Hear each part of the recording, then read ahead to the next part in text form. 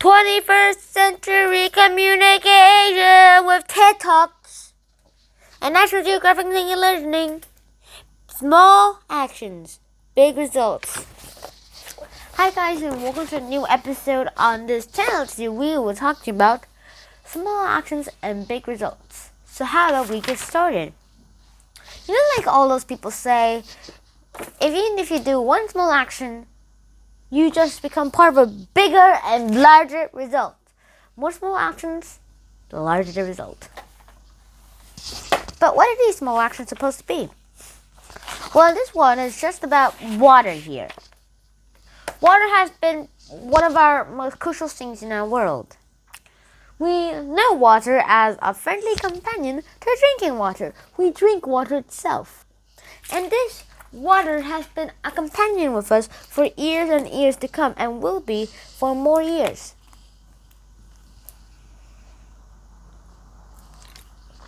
But this is how water is pretty important in any form. We don't have that much water on our earth. Let me show you something. If the water, let's say, is 100% on our earth. All the water on our earth, and 97% of all the water on our earth is salt water. The 2% of fresh water is locked into ice, which we can get by melting it, but usually just lose sometimes. But also, that 70% of that 1% of fresh water that's available for us is used for crop stuff. And so that means we only have only a bit of water enough to drink. And all that water that has been made for a cotton shirt, for example, can be enough to sustain a person for more than 2 years. Those are pretty good facts, if you ask me. So, how do we waste water? And how can we solve them? Well, some ways we waste water is by leakages. Leakages in sink pipes or faucets. That's one way we waste it. Laundry, where we just put it away and then we just lose it into the clothes where it just gets absorbed and we don't even use it that well. We can't clean our clothes, which is worse than not drinking water. Not as worse as drinking water. How we also use them is by toilet flushing. Sometimes babies actually get get a lot of fun by flushing toilets. So they flush it a lot of times, and that's why we're losing some water. Oh, and sewage. Yeah, that's one way we lose water. Also we lose water by drinking it, and not losing water out of our body. I mean, losing water for the whole world. It's that we lose water for a lot of reasons. We also lose water when we eat it. Yes, literally. So then, how should we actually fix all these? Well, usually one of the best ways is to just fix leaks and pipes that might come out. Just fix it before it tries to run out. And make daily, weekly, or daily checks. Dailies are much better than weeklies, but if you're too tired or lazy, just try weeklies, not monthlies. That will be terrible.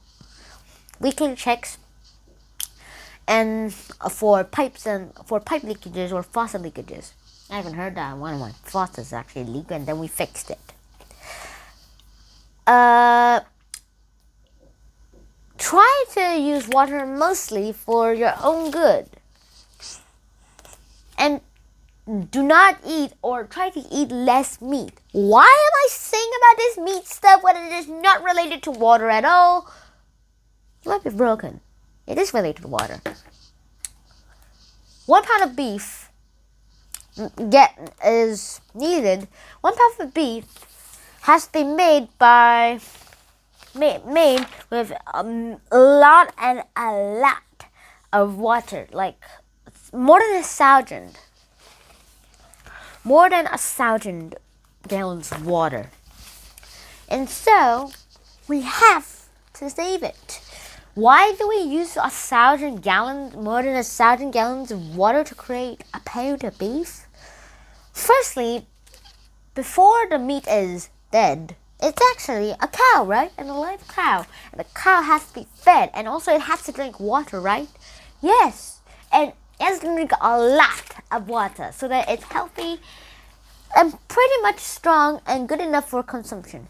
So once you kill that cow, you just waste all your water for killing a cow to be for consumption. That's why some meats are actually just a bit juicy when you just squeeze it out. Also, the oil is part of the water consumption.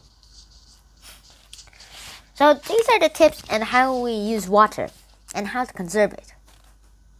This is the end of this episode. If you enjoyed this episode, please like, share, and subscribe to the channel if you haven't already. I'll see you in the next episode. Shinhan out. Peace!